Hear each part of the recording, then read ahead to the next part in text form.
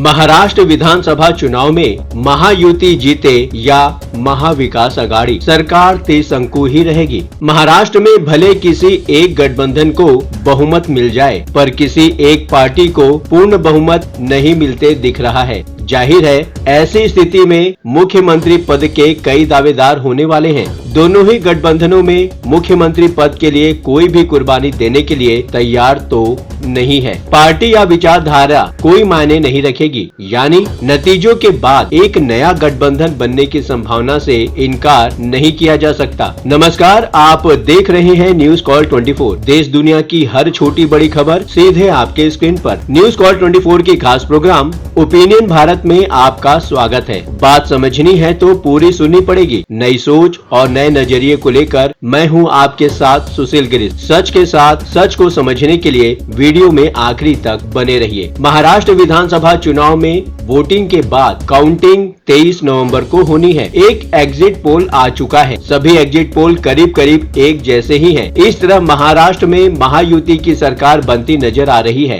पर जिस तरह चुनाव महाराष्ट्र में लड़ा गया है, उससे नहीं लगता कि राज्य में स्थायी सरकार बन सकेगी। चाहे कोई भी गठबंधन सत्ता का जादुई आंकड़ा पार कर ले, पर कुछ नेताओं की अति महत्वाकांक्षा उसे त्रिशंकु में लटकाने का काम करेगा ही करेगा। जिस तरह राजनीति पिछले 5 सालों से महाराष्ट्र में हो रही है, हर कोई यही समझने लगा है कि वह भी प्रदेश का सीएम बन सकता है। गैर विचारधारा के साथ जुड़कर उद्धव ठाकरे ने इसकी शुरुआत की थी, तो कम विधायकों के साथ एकनाथ शिंदे ने भी अपना कार्यकाल पूरा कर दिया कि किस तरह असंभव को संभव किया जा सकता है। इन दोनों उदाहरणों को देखते हुए महाराष्ट्र में जब किसी एक पार्टी को पूर्ण बहुमत नहीं मिलता, गठबंधनों का स्वरूप बदलता रहेगा, यानी कि त्रिशंकु की तरह लटकी रहेगी महाराष्ट्र की सरकार। वीडियो में आगे बढ़ने से पहले आपसे एक छोटी सी रिक्वेस्ट है। न्यूज कॉल 24 के परिवार का हिस्सा बनने के लिए चैनल को सब्सक्राइब करें, फॉलो करें और नोटिफिकेशन में जाकर बेल का आइकन प्रेस करना बिल्कुल ना भूलें। न्यूज कॉल 24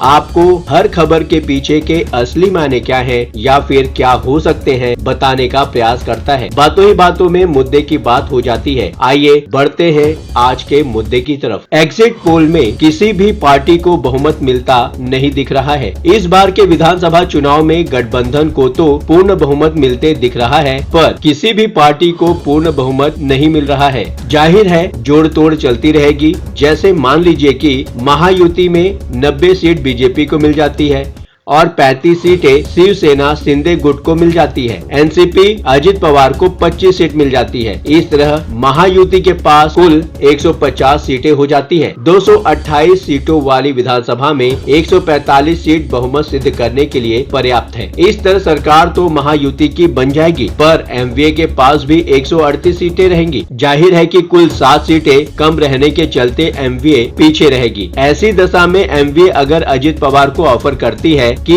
आप मेरे साथ आइए और सीएम बन जाइए, तो क्या वो प्रस्ताव को वो ठुकरा पाएंगे? जाहिर है कि जब तक महाराष्ट्र में किसी एक पार्टी को पूर्ण बहुमत नहीं मिलता, तोड़ फोड़ का खेल चलता रहेगा। महायुति में बीजेपी से कम सीट होने का मतलब सहयोगी करेंगे ज्यादा मोल भाव। महायुति में अगर भारतीय जनता पार्टी को पर्याप्त बहुमत नहीं मिलता है, तो महाराष्ट्र की विधानसभा हंग असेंबली ही कही जाएगी, क्योंकि सरकारों पर हमेशा खतरा बना रहेगा। जब भी कोई नेता नाराज होगा या जब भी प्रदेश के दो ध्रुव वाले नेता कहीं आपस में मिलेंगे, तो खबरों का बाजार गर्म हो जाएगा। इसके साथ ही मोल भाव का बाजार हमेशा बना रहेगा। अगर बीजेपी कमजोर पड़ती है, तो न केवल अजित पवार सौदेबाजी के मूड में होंगे, बल्कि शिवसेना शिंदे गुट को भी मोल भाव का मौका मिल जाएगा। एकनाथ शिंदे भी यह कह सकते हैं कि मुख्यमंत्री वह खुद बनेंगे। वो तर्क देंगे कि मेरी वजह से एनडीए सत्ता में आई है। जिस तरह वो कम विधानसभा सीटों के साथ भी प्रदेश के मुख्यमंत्री बने हुए हैं, वो चाहेंगे कि भविष्य में भी वही मुख्यमंत्री रहे। इसके लिए जरूरत पड़ने पर एमवीए की ओर जाने की धमकी भी दे सकते हैं। इसके साथ ही एमवीए कुछ सीटों के बावजूद सरकार बनाने के लिए हर कदम उठाने को तैयार होगा। हो सकता है कि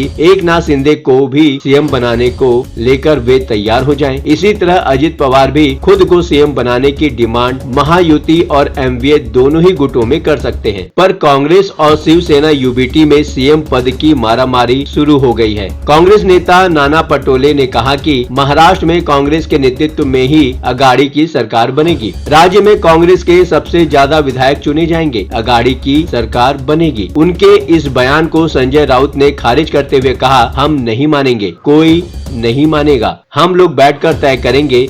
जाहिर है कि महाराष्ट्र में किसी भी गठबंधन की सरकार बने, सरकार त्रिशंकु ही रहेगी। जिस तरह इस बार महाराष्ट्र में चुनाव के पहले से ही एनसीपी नेता शरद पवार ने इशारों में अपनी महत्वाकांक्षा दिखाई थी, उसे ध्यान रखने की जरूरत है। शरद पवार की इच्छा है कि इस बार वो अपनी पार्टी और अपने घर के किसी सदस्य को सीएम बनाए। इस तरह की इच्छा चुनाव के दौरान वो इशारों में जाहिर कर चुके हैं। महाराष्ट्र के इस चाणक्य के मैदान में आने के चलते जाहिर तौर पर इस बार सरकार बनाने का खेल आसान नहीं होगा। अंतिम समय में तोड़फोड़ हो सकती है। इसके साथ ही एनसीपी के दोनों धड़े अजित पवार और शरद पवार की पार्टी दोनों कहीं भी मूव कर सकते हैं। दरअसल ये मूल भाव केवल और केवल सीएम पद के लिए हो सकता है। इसी तरह शिवसेना, शिंदे गुट और यूबीटी ग्रुप भी सत्ता के लिए या यूं कहें मुख्यमंत्री बनने के लिए कहीं भी आ जा सकते हैं। अजित पवार भी कर सकते हैं सीएम पद की जिद। महाराष्ट्र विधानसभा चुनाव में सबसे कमजोर कड़ी के रूप में अजित पवार ही रहे हैं। लोकसभा चुनाव में सबसे अधिक खराब स्थिति